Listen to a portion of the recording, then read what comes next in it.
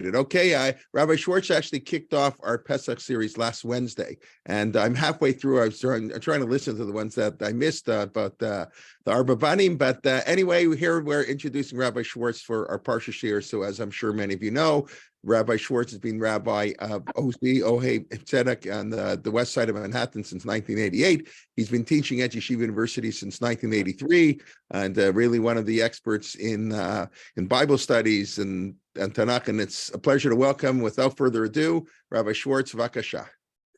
Thank you so much, Rabbi Kelman. It's always a pleasure to be part of your amazing Habatzas Torah, and I love this opportunity to do two of them in 1 week.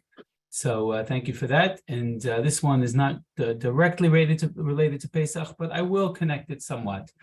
And it is about the topic is Heichal Hashem, Heichal Hashem, Heichal Hashem Hema. The temple of the Lord are these.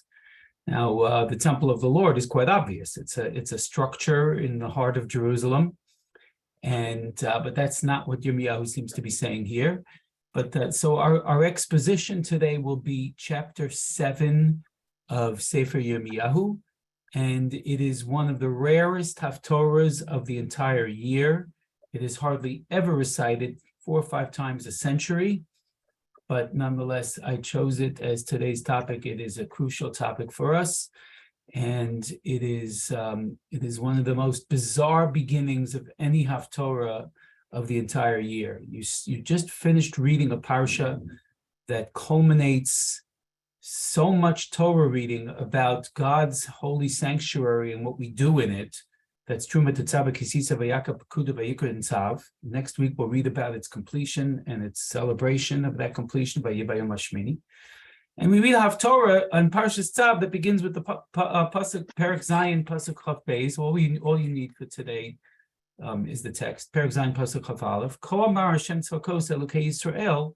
And Yirmiyahu advises the people, Olosechem Sfu Al Zivchechem V'ichlu Basar. He tells the people to take their olos, put it together with their other zvachim. Olos are burnt offerings. They're called that because they're all burnt. You're not allowed to eat them. Even Kohanim are not allowed to eat them. And Yirmiyahu essentially tells the people to eat their olos, which is, according to Chazal, an Isser violation that comes with the death penalty, Misa B'dei Shemayim. And it is Zakin Mamre territory. He's directly advising the people to profoundly violate the Torah. So what's he telling his people to do? And how does this figure to be the haftorah of a parasha that speaks about the institution of animal sacrifice? So what is Yirmiyahu doing? Yirmiyahu is part of a long series of prophets and psukim in Tanakh. There are psukim like this in Mishlei, Zevach Rishoim Toeva, that the sacrifice of the wicked is an abomination, and it's easy for us to rationalize. Might be easy to rationalize when you start to do religious things, that religious persuasion becomes so powerful that you justify whatever it is that you need to do. Especially when you consider that in the ancient world there was a great disconnect between religion and morality. The morality that Avram Avinu brought to the world had a very strong disconnect in the ancient religious world. And this continued to be the case in the Greek religious world and even in the Roman religious world, and was only changed for Jews and then, of course, Christians and Muslims as well. But the pagan world did not have that sense of morality, and our holy prophets did not spare any words when complaining to Bnei Yisrael when their scrupulous attention to the sacrificial order came along with immoral behavior. I think we can trace this all the way back to Cain and Hevel. I remind you, the Chaim Oizer Grudzensky, one of the great Rosh Yeshiva of the early 20th century, insisted that his yeshiva should have what's called a mashgiach ruchani. Mashgiach ruchani means a moral arbiter.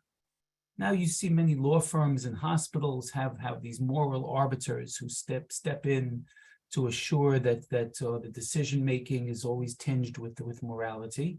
And the Rav Chaim Oizer compared a yeshiva without a moral arbiter, without a mashgiach ruchani, as a bor b'rshus harabim. It's like a pit in the public square, just waiting to have people fall in and be ensnared. Whether this is snarky or not, he just said, I suspect that Cain and Hevel had much sibling rivalry. It only got violent after they started bringing korbanos. When they started with that religious tendency, anything goes. So that the Torah takes every care, every concern. For instance, perhaps the most obvious message is Parshas Mishpatim precedes all of the parshios about the korbanos and about the base and about the Mishkan. Right? Keep that in the back of your head for the moment, because that'll help explain the next few psukim of the Haftorah. Yirmiyahu starts the Haftorah by violating the Torah, by insisting that we should eat the burnt offerings, which the Torah prohibits. And then he tells them why. Because Pasuk Chav Bet is incredible. If Pasuk Chav Aleph is halachically wrong, Pasuk Chav Bet is historically wrong. Let's read it.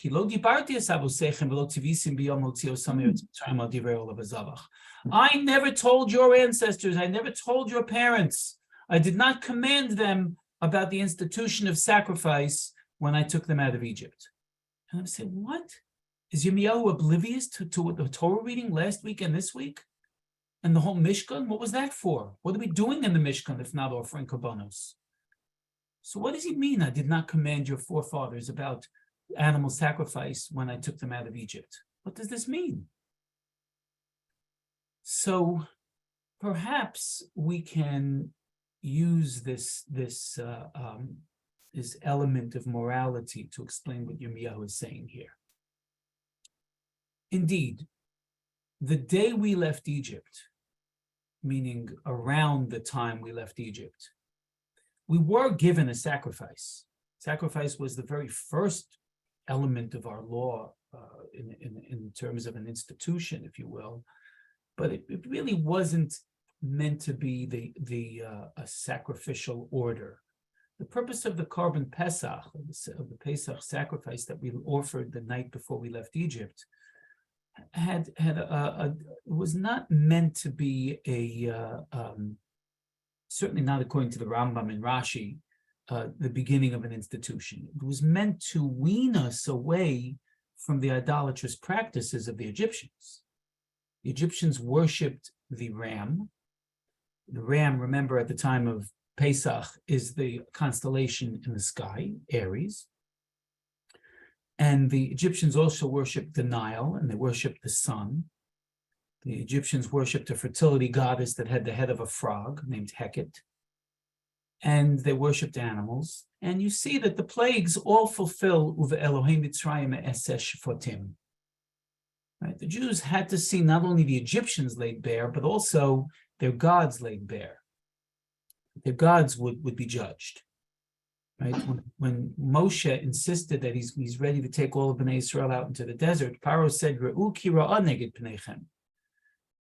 Now, in the face of it, that means something bad will happen to you if you go out into the desert. But Rashi says it means that Paro was telling them that my sun god, they had a sun god called Ra. The Torah is making like a pun, Re'u ki ra'ah neged pneichem. Ra will beat down upon you in the desert if you take them out now.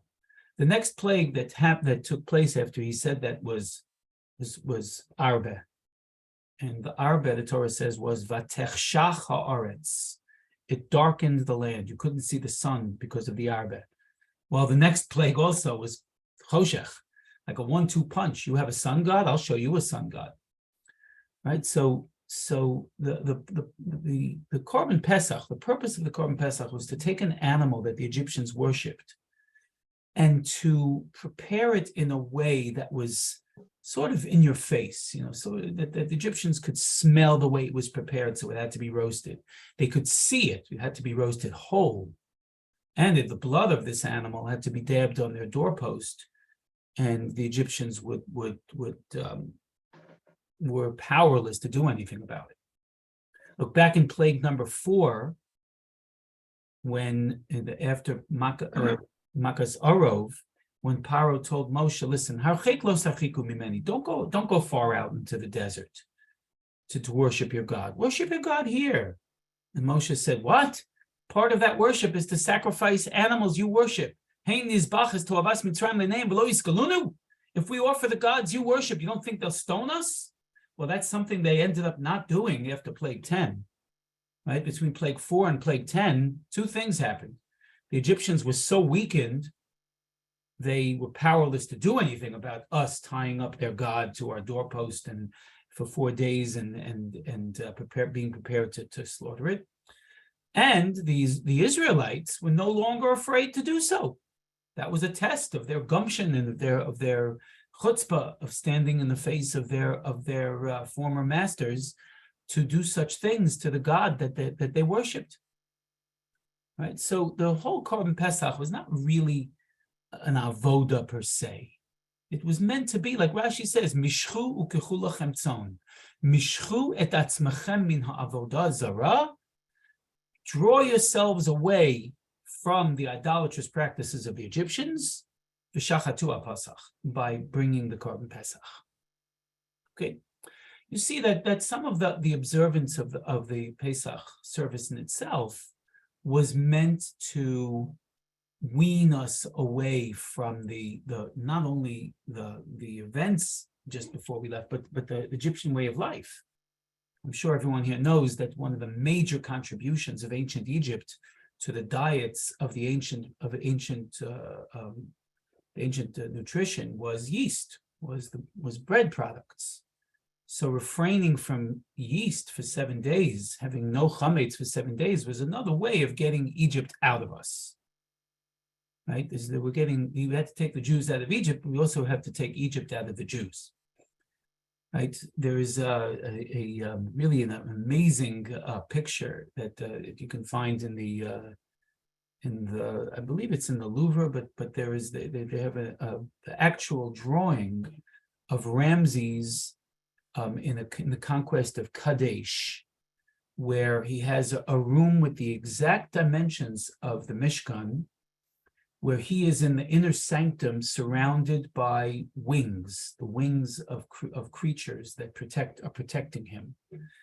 So don't you see that when we see that some of our appurtenances and our furnishings are similar, it's because we did things to be in their face, to show this is what you do. Well, this is how we're turning it around. We're Mekadesh, the tumah of what you did, and with Mekadesh in a way where the wings are going to surround a holy aron that contains the Shekhinah that is going to envelop us in the morality of the divine. So this happens again and again and again, where the more ancient Egyptian history we know, the more we will be able to explain how the Torah is trying to get the Egyptian mindset out of the psyche of these recently freed people. Okay, so what happened was that the animal sacrifice, when it became an institution in the Mikdash, that the people apparently were scrupulously in attendance to it. The first chapter of Yeshayahu seems to say that the people were bringing sacrifices in the right way. It's just that their immorality made it so wicked that God said, Lama li rov zivchechem. What do I need you, korbanos? I don't need them. The ancient man thought they were feeding their gods when they brought korbanos. Right? So if you're acting immorally, then I despise your korbanos. Right? Yirmiyahu is certainly not the first to speak this way about korbanos, but he speaks about it most forcefully. It is true that there is a prophet named Amos who asks similarly, right? It's in Perek Hey, Pasuk Chaf Hey of Amos, where he says, did you bring me korbanos all those years in the desert? I didn't consider it to be an ikar, such an important element of our religion, that I gave it such primacy. I didn't give it such primacy. So you shouldn't be giving the ritualistic karbanos such primacy. So here is the prophets are making a simple claim. They're saying that in the eyes of God, how you treat each other is much more important than your ritualistic attendances. And it makes perfect sense. This is not the chas v'shalom in any way to diminish the importance of ben adam lamakom. It's just that in the eyes of God, ben adam l'chavero is more important. There is no end of proofs of this. The first Rosh in Maseches Peah, if you do Yerushalmi Daf Yomi, they're just learning Peah now. The first Rosh, Rabbeinu Osher in Maseches Peah, just outright says it. When he looks at all the things that Ein Lahem Shiur all seem to be ben adam l'chavero, he says it gives Hashem much more nachas when we treat each other well than when we put on tefillin and when we eat and we sit in the sukkah, right? I say it in a very balabatisha way. Two very balabatisha proofs. One, every mitzvah in the Torah is ben adam lamakom. It's just that some are also ben adam l'chavero. Got it? Not speaking lashon hara is ben adam lamakom. Not stealing is ben adam lamakom. Those mitzvahs also happen to be ben adam l'chavero. Following, some people say, no, not speaking lashon hara is just ben adam l'chavero. Of course it is, but it's also ben adam l'makom. Who told us not to speak lashon hara? Who told us not to steal? Every mitzvah is ben adam l'makom. It's just some are also ben adam l'chavero. Another proof. I ask anybody here who is a parent to consider that we raise our children, giving them figurative ben adam lamakom and ben adam lachavero mitzvahs for each and every household. Every household is different. Let's say the ben adam lamakom mitzvahs for my children are, okay, you have to mow the lawn every Monday. You have to do your chores. You have curfew. You have to be home by 10:30. If you take the car out, here are the rules. These are mitzvahs ben adam lamakom, right? The mitzvahs, the commands I give my children that relate directly to me. Right? What would be mitzvos ben adam lachavero? Mitzvos ben adam lachavero means include your brother in this. Be kind to your sister. Right? Help out your sister. Right? Don't fight. Those are the mitzvos ben adam lachavero. I ask everybody here, what do you think would bother a parent more? That the child missed curfew? The child didn't finish the chores? Or that the kids were cruel to each other? If HaKadosh Baruch Hu calls himself our parent, then I think the answer is quite obvious. And the proofs abound. The fact that Avraham leaves God in the middle of a conversation and doesn't even ask for the answer yet. He just runs to these strangers. He thinks they're idolaters, Rashi says. And he runs to them, and that the rabbis look at this in awe and say, Gedol ha'achnos hasorchem makbos pnei Shechina, which may be one of the most beautiful Mamrei Chazal of all time.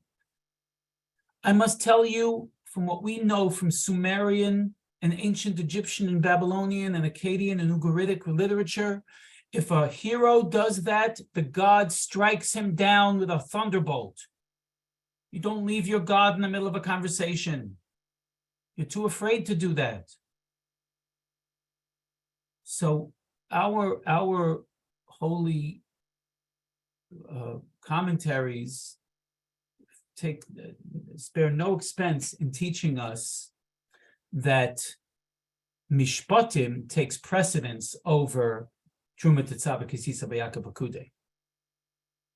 It was taught first, and in Shas also, we have nizikin comes right before kachim and taros. Nizikin, which guides our interpersonal relationships, cause no harm, right? The first thing you learn is Baba Kama. When I make a siyum in Baba Kama, I have a last daf in Baba Kama makes me cry every time. The last lines of Baba Kama are a halacha regarding a contractor who is planing the bottom of a door. And what happens after he planes the door is that there are shavings. Or someone who is sewing the bottom of a hem, and sometimes there are threads that come off the hem. And the last Gemara in Bava Kama says, who owns those shavings? Who owns those threads? What? Who? Someone owns that. Is it owned by the owner of the door or the contractor? In other words, we're so makpid, we're so careful. I mean, obviously, let's not lose the forest for the trees, right? But we're so careful with everything. Everything ben adam l'chavero has to be so pinklich, so medactic, so precise. We should be magnanimous with others, how they, what they do for us. But when it's coming to what I do for with someone else's money, I have to be extremely precise and don't take anything for granted. So the very last Gemara Bava Kama just is just it warms my bones that Chazal was so careful with this kind of concern. If you're worried about who owns the shavings, I assure you you're going to be very careful with every single thing about Chas v'Shalom doing harm to another. All right, so let's read this again. Yirmiyahu says, why are you paying such careful attention to the sacrificial order when I never told you, I never commanded you about the sacrificial order when I took you out of Egypt? Chav Gimel, ki im es hadavar hazeh tzivisio samlim mor shimu b'koli v'yisi lehem lochem le'elohim v'atem tiu li la'am v'alachtem b'chol haderech asher etzveh eschem l'man yitav lochem. That's not my ikar. So this continues to be problematic. I would like to answer based on a Yerushalmi in Maseches Rosh Hashanah, because in chapter 34, also a Haftorah of Mishpatim, which I just accessed, Mishpatim precedes the Korbanos, that the Haftorah of Mishpatim has Yirmiyahu telling the people that Biyom Hotzi'i Eschem Me'eretz Mitzrayim, the day I took you out of Egypt, I taught you the laws of slavery, and you're not listening to them today. That's why it's the Haftorah of Mishpatim, that the people were not letting slaves go free, and Yirmiyahu called them out on it. So, Biyom, the day I took you out of Egypt, I taught you Mishpatim. I did not teach you Korbanos. In other words, the fact that Mishpatim precedes the sacrificial order is what Yirmiyahu is plugging into now. And incredibly, the Kli Yakar Ephraim Linschitz, one of the great homiletic commentaries of the last 500 years, the Ephraim Linschitz, the Kli Yakar, says that this message is hinted in the very first pasuk in Parshas Mishpatim. Listen to it. Ve'ele hamishpatim asher tosim lifneihem. In the Pshat, it means these are the statutes, these are the judgments that you shall place before them. Now, before them means before the people. Says the Kli Yakar. Before them refers to the masculine noun korban. It's pluralized like a feminine word. You don't say korbanim, you say korbanot, but it's ve'ela hamishpatim. These are the mishpatim asher tosim, and always remind them that you placed it before the korbanos. Asher tosim lifneihem. You get it? That's known as a homily, right? This is a homiletic interpretation of the first pasuk of Parshas Mishpatim. And our literature is filled with so many examples. Let me tell you one of the first tshuvos in Rav Shlomo Zalman Auerbach, the great Gedolei Hador of the previous generation. Rav Shlomo Zalman Auerbach makes an incredible halachic claim from an Agadah. The Agadah teaches that Tamar was willing to jump into a furnace rather than embarrass Yehuda as the father of her child. She was ready to die, right? So Tosfos asks a question. Tosfos in Maseches Sota asks this question. Ostensibly, if jumping into a furnace is going to make Tamar die, and the Gemara therefore says, La'olam yapil es atzmo letoch kivshan ha'esh, Va'al yalbin pnei chaver barabim, that we should prefer to jump into a furnace rather than embarrass someone publicly. So why isn't it one of the three Yahareg Va'al Yavor? On the face of it, it sounds like an absurd question, right? The Gemara teaches that there are three things we should rather die than violate, right? Adultery, idolatry, and murder. Someone puts a gun to your head and says, "Kill that person or I'll kill you." You can't kill the other person to save your life, right? So ostensibly, if the person is going to die by jumping into the furnace, it should be four things you should rather die than violate: adultery, idolatry, murder, and embarrassing someone publicly. So there are a few answers to this question. One, the Meiri. This is not a halachic statement. I'm paskening for you. If someone offers you you have 10 seconds to decide, embarrass that person or I'm going to kill you in 10 seconds. You should embarrass the person. This is not meant to be a halachic statement. It's just meant to teach everybody how far we should go to avoid embarrassing other people. Two, Tosfos does not give that answer. That's the Meiri. Tosfos gives two other answers. Tosfos says that the reason why we don't list embarrassing someone separately from the other three is because embarrassing someone is already one of the three. It's shofech dam ha'adam ba'adam damo yishafech. You're shedding his blood. That's why it's called malbin pnei chaver barabim. Usually when you embarrass someone, their face turns red. No, you kill that person, right? Okay. So the other three are someone else killing you, not you jumping into the furnace. But Adarabba, in the other three, you should, if someone says, take this gun and kill that other person or I'll kill you, you should take the gun and kill the person who's threatening you, right? In other words, Adarabba, this is more of a kal v'chomer. It's making the point even more so, right? Okay, just don't embarrass the other person. But we're assuming that you're given the choice. When it says, if you have a choice, embarrass that person or jump into a furnace, i.e. die, you should choose the latter. So Tosfos gives a second answer, that embarrassing someone publicly is already killing him. So I don't have to list it separately. Tosfos' answer in Maseches Sota is that embarrassing someone publicly is not a mitzvah that's mefurash, that's explicit in the Torah, and therefore the Gemara in Sanhedrin didn't list it. Now, listen to what Rav Shlomo Zalman Auerbach does with this Gemara. So let me ask you this question. If someone puts a gun to your head and says, violate Shabbos or I'll kill you, what should you do? We all know it's not one of those three things. You should violate Shabbos, right? So if we should prefer to violate Shabbos than dying, but we should prefer to dying to embarrassing someone publicly, what logical syllogism might we draw from this? Hear it again. If you should prefer to violate Shabbos than to die, and you should prefer to die rather than embarrassing someone publicly, where does this syllogism take us? I'm not saying, I would never be able to say something like this.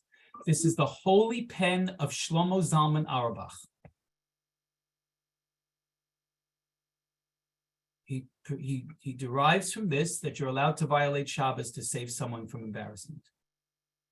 Now, he says, because it's such an incredible chiddush, he says, I can't take from this syllogism that you should violate a Torah law of Shabbos. But I can, based on a Gemara in Brachas that says, you'll recognize this Gemara, it says, Gadol Kavod Habrios Shedochelo Saseh Shabbatorah, Daf Yutes in the Seches Brachos, that the Kavod Habrios is so important that it is a correct impetus to spare someone Kavod Habrios, then you're allowed to violate a mitzvah of the Torah. And the Gemara concludes that it means lav de lo tasor, it means d'rabbanans. And I must tell you, most of the things we avoid doing on Shabbos are isurei d'rabbanan. Spending money, Isurei D'Rabbanan. Most electrical, certain LED things and devices are D'Rabbanan. So that's an incredibly creative tshuva, right? It's in Siman Daled of Rav Shlomo Zalman Auerbach's tshuvas. Okay, so that's where Yirmiyahu would want to take us. He's saying, I did not tell you about the sacrificial order when I took you out of Egypt, because the day I took you out of Egypt, I taught you Mishpatim, and that's the Yerushalmi about chapter 34, and that I think can be the pshat here in our chapter as well. Now, the truth is that for most haftorahs, you don't really need to know the context of the haftorah in order to appreciate how that haftorah connects to the Torah reading. Right? The haftorah of, let's say, Parshas Noso is the story of Shimshon. Okay, you got the story of Shimshon. You don't need to know the background of before that. The haftorah begins with the background of Shimshon. Right? Most haftorahs, you just get a direct connection to the Torah portion. Right? The Chanukah haftorah connects to the menorah and Sefer Zechariah. You don't need to know what's written right before that. But I would submit to you that one of the haftorahs of the year that really, really needs to read the whole context of the chapter, it's this haftorah. Right? I really need to start back from the beginning of chapter 7, which will give us our title for today's presentation. The temple of the Lord are these. So let's turn back to the beginning of chapter 7. Hadavar asher haya Yirmiyahu meis Hashem lemor. God told Yirmiyahu, Amod b'sha'ar beis Hashem b'karas Hashem es hadavar hazeh. Go stand at the gate to the house of the Lord, meaning doesn't say which gate, there are lots of gates, but l'chora, it's at some place maybe near where the Kotel is now. Right? But you have what's called the Robinson's Gate. You have all kinds of gates that were modern names. But then you had Shar Nicanor, right? You had there are gates. The gates that we have now are the gates like Shar Hashpot and Shar Tzion. Those are gates from Bayis Sheni. So he says, stand at the gate. Come, listen, Yehuda, who are coming to these gates to bow to God. And the temple at this time had plenty of good attendance with people who wanted to serve Hashem.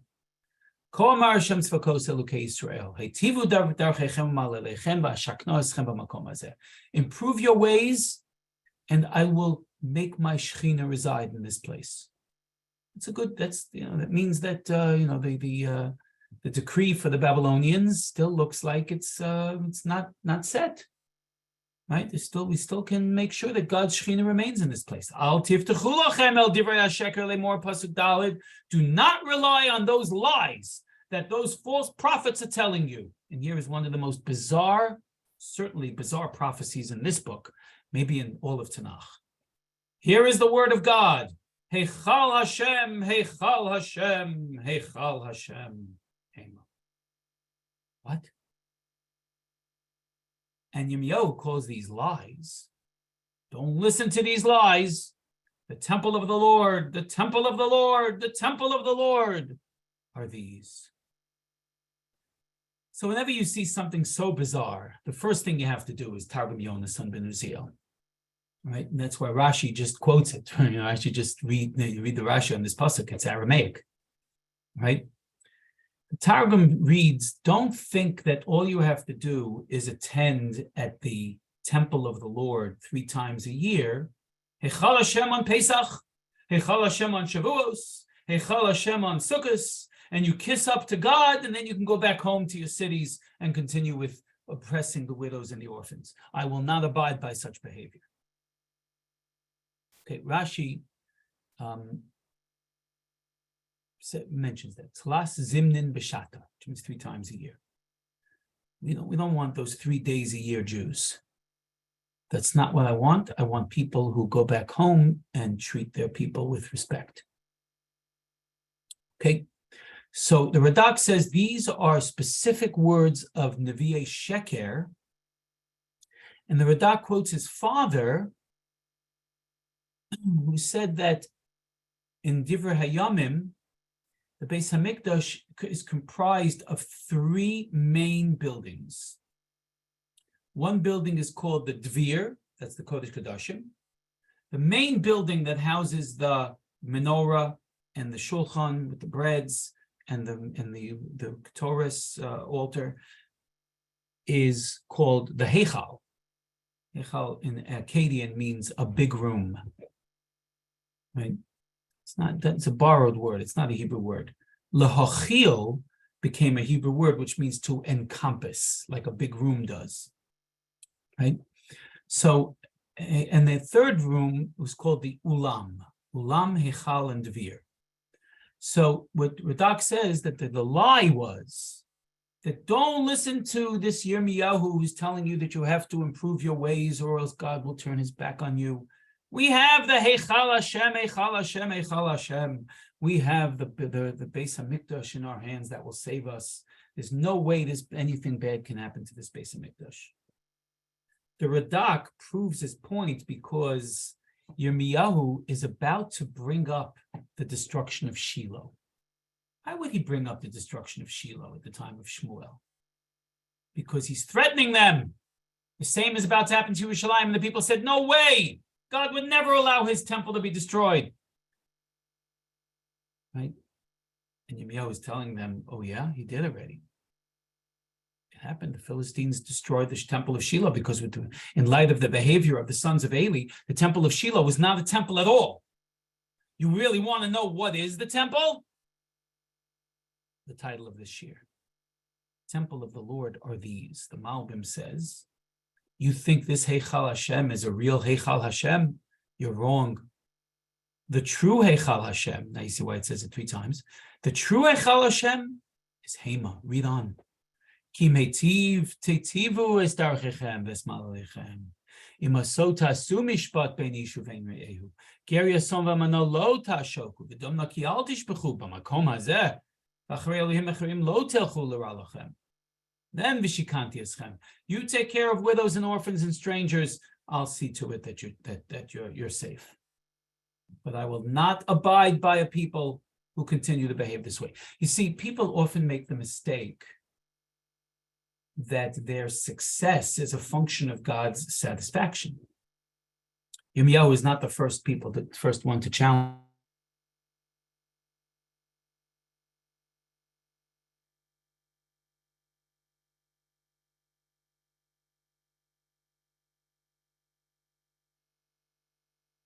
Is it just me or did Rabbi Schwartz go silent? Yeah, no, he's frozen, yeah. Okay, fine. I wasn't sure if it was me or Yeah, me too. I never know if it's just my All right. computer. Please God till unfreeze it. He'll thaw out, yeah. Yeah. He's really good, thank you. Okay, let me.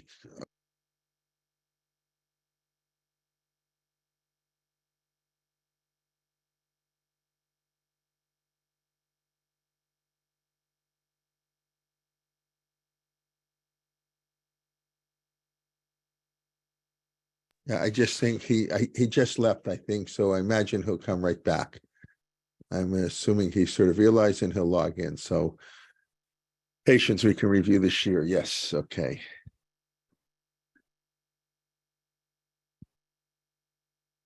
Very important reminder. Yes, it's Very some of the most obvious things and the most difficult things. That was a slogan years ago. We were involved in the Torah Ethics Project at Basil Herring, Rabbi Basil Herring, if you know the name. And we were coordinating in Toronto. And I think their slogan was that some of the most obvious mitzvot are some of the hardest to keep. The basic stuff, often we forget. And, but that's a powerful truth of Rav Shlomo Zalman Auerbach that, can be Mechala Shabbos in order to save somebody from embarrassment. Anyways, okay, hopefully Rabbi Schwartz will be back in a minute. I hope so. Rabbi Herring was our first rabbi in Ottawa. Right, Rabbi Herring was in Ottawa. That's correct, many years ago. Right, right. I didn't know him when he was in Ottawa. I knew him when he was in New York, and then he was the head of the Rabbinical Council of America. Um, and but yeah, this is before so yeah, he's South African, of course. Mhm. But okay.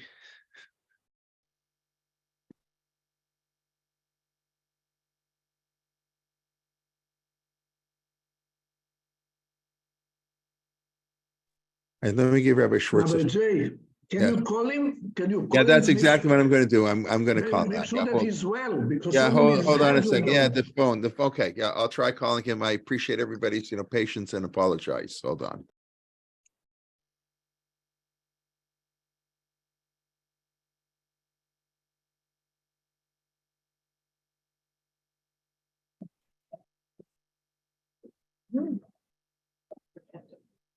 Yeah. Bring it down. Bring it downstairs. Once I finish the class.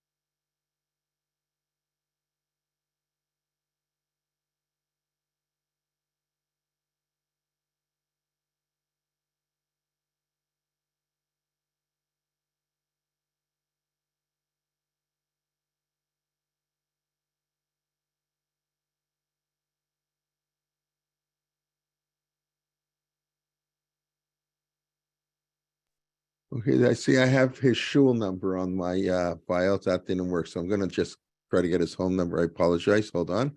Wow, you guys are amazing. Okay, hold on.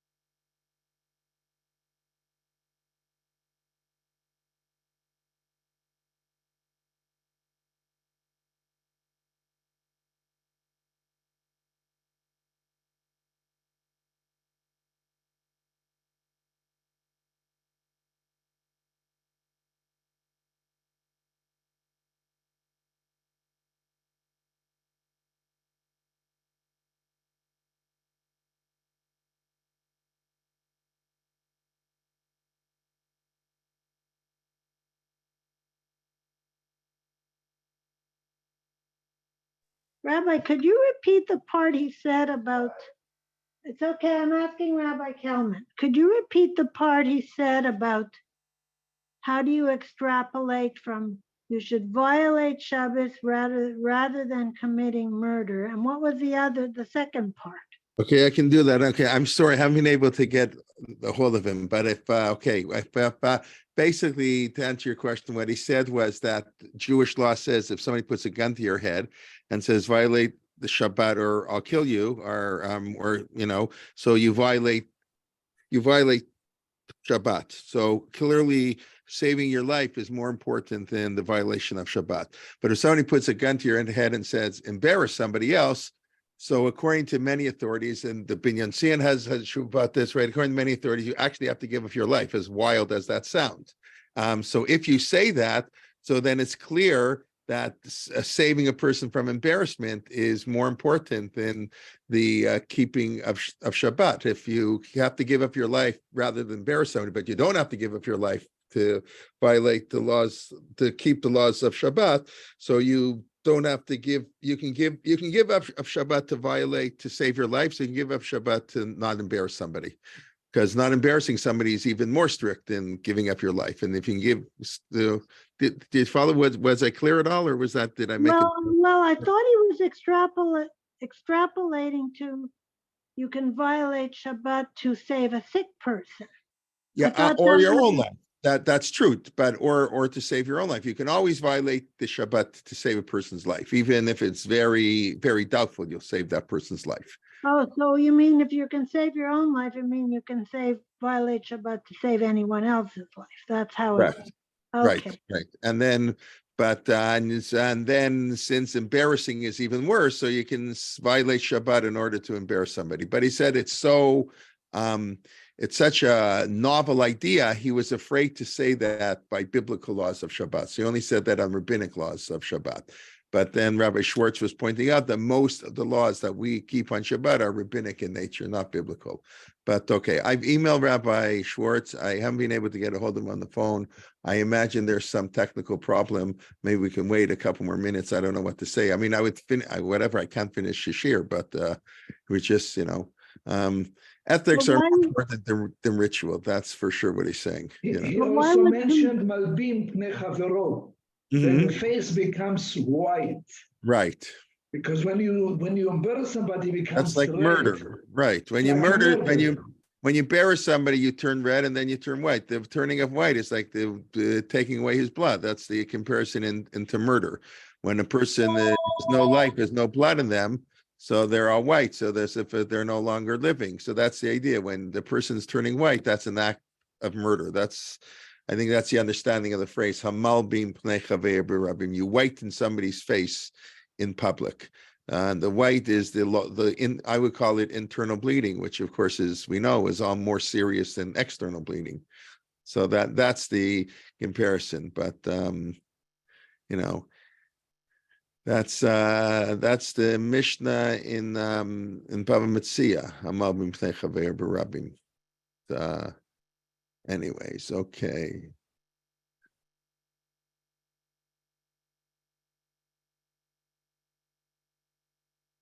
Silence is a very good exercise for being able to not embarrass people. Okay, Yeah, that's good. silence is good. Right. Okay. While we're waiting, I'll let everybody know until next week. Then we get the schedule that we have here. Okay. So tomorrow morning, I'll give my regular share on the Siddur at 9:30, but it won't be on the Siddur. It'll be on the Haggadah. Hopefully things we can use that to Seder night. And then on Sunday, Rabbi Yamin Goldsmith will be making his Torah motion view. He's going to give the shir at 10 a.m. That's before Rabbi Liebtag shir.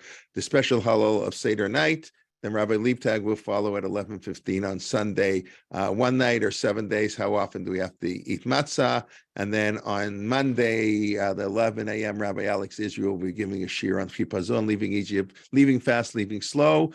And on Tuesday at 11 a.m., Lior Moskowitz will be giving a shir, Darkness to Light, the experience of Seder night. Then please God, on Wednesday morning, Erev Pesach, after you burn the chametz and are all relaxed and ready to go, I'll give another shir on the Haggadah at 9:30. I wouldn't have the chutzpah to ask anybody else to give a shir on Erev Pesach, but I'm happy to do it. So everyone join us. Okay. I apologize for our delay, but what can we do? And I understand that, whatever people want to do what they have to do. Please tell the rabbi that he was very inspiring And it was very, very, the quality times were very worthwhile. It was only That's right. 10 minutes off, yeah. Well, yeah, Heichal Hashem, Heichal Hashem, Heichal Hashem. That's it. It doesn't work. God doesn't want our sacrifices if, unless they're accompanied by ethical refinement, they're not very useful. Okay. We have next time to hear the end. Yeah, I'm just gonna try one more thing if I can get a hold of him, but anyways, whatever. Understand. I appreciate all this. Okay, I always say every once in every 500 classes we have a technical mess up. It makes you appreciate all the times that things work well. I think it's amazing how well the system generally works. So every once in a while, you need it not to work. Like the Eruv has to break every 5 years, that there's no Eruv. So people recognize to appreciate what it is to build an Eruv. So, okay, the same type of thing here. But Maybe he had a power. The only thing I'm worried that he's well. That's the only thing. Anyways, Shabbat Shalom. Shabbat Shalom. Good night and thank you. Okay, thank you. Have his email address?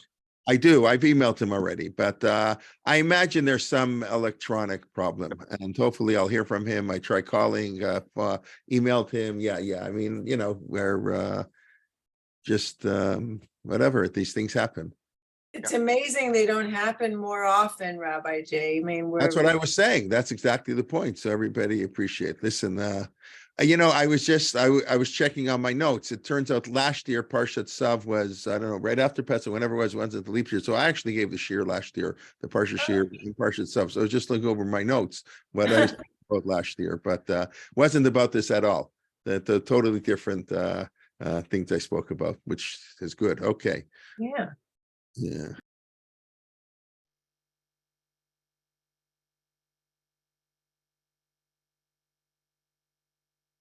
Does everybody want to hear an interesting story about when we listened to Rabbi Liebtag's shir a few weeks ago and he had to leave quickly at 12 o'clock? Sure. Okay, so what happened was I was also leaving at 12 o'clock to watch my daughter's niece's wedding in Israel. And when he said he had to leave early, I said, could it possibly be that he's going to the same wedding? I said, nah, that's too far-fetched, right? I think he's in the Gush, right, Rabbi Kelman? Is he in the Gush? Yes. And this wedding is outside of Jerusalem, somewhere between Jerusalem and the Gush, and he's just leaving for it. How could he make it? I think it was going to be he had an hour left in between. So anyway, the wedding comes on, and they're under the chuppah, and they call the brachot under the chuppah and the honors. And one of the brachot, they call up Rabbi Menachem Liebtag. Well, I'll tell you, if you want to just to continue on that story, the wedding was our neighbor. Our neighbor here in Toronto was their daughter. And I didn't realize at the time either when he said the wedding. And then it hit me, it's got to be the same wedding. And then I spoke to Rabbi Liebtag about that. He said, yeah, it was the grandparents. I will tell you something. I was talking to the parents. They were back in Toronto. Last week I saw them in Shul Sonnenberg's, and this is really amazing. They had 8 grandparents at the wedding. And I think that's Wow.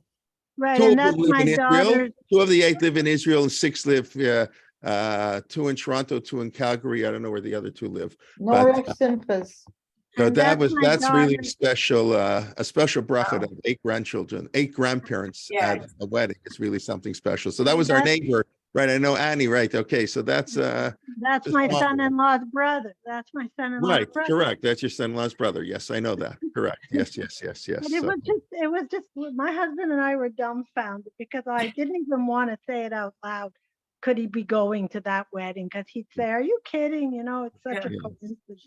Yeah, the son Noah and Rivka live across the street from us, and it was their Oh, I didn't their know daughter that. got married. Yeah. So we dove in together. Yeah.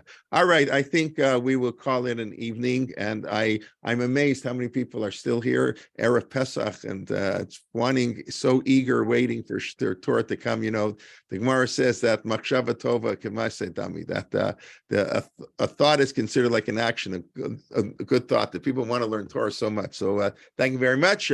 Please God, tomorrow morning, I hope 9:30. I'll be giving, like I say, my shir on the Haggadah tomorrow, and then, as I mentioned, all the shirim next week, starting 10 o'clock. this week, 10 a.m. on Sunday. I'll try to send out an email to whatever, let people know. I don't know exactly what happened when I find out. Yeah, hopefully- let us know. well, Yeah, okay. And okay, what can I Thank you. say? I apologize for that. We did get in at least part of the share, and I think we got in the Oh, main yeah. idea of the share was High quality, high quality. the idea. So okay, everybody, Lila Thank Tov. you. Shavua Laila Tov. Bye, Tov. Leto. Laila And let me Tov. know next Thank week you. how the Shabbos Hagadol drasha was, wherever you listen to your Shabbos Hagadol drasha. Okay, all right, Okay. Lila Tov, everybody. Thank you very much. Lila Tov. Toda Rabba. Toda rabah. Thank you, Rabbi J. Good Shabbos. Shabbos.